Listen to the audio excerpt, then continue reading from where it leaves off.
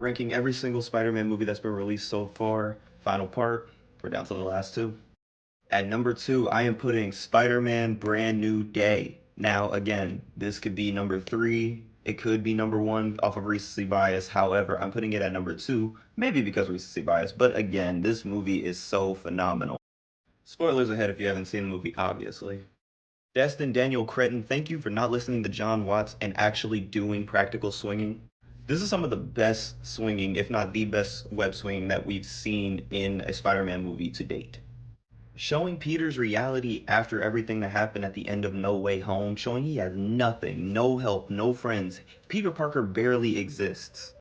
Peter being more Spider-Man than Peter Parker, and that's showing with his genetic mutation and everything going on.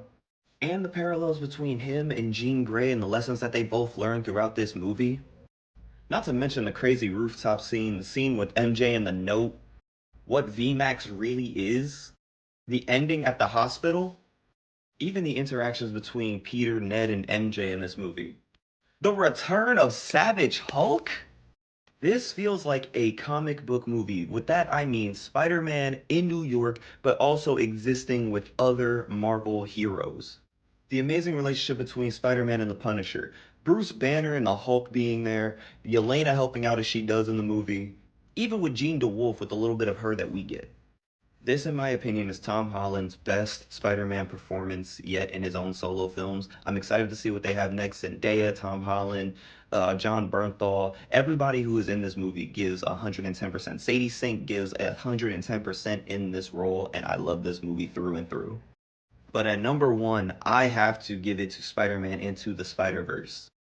The visuals, the music, the death of Peter Parker, Miles learning to become Spider-Man from a Spider-Man who is obviously way out of shape and barely wants to do it anymore. His relationship between Peter B. Parker and Gwen Stacy are phenomenal. It really puts into perspective what Stan Lee means when he says anyone can wear the mask.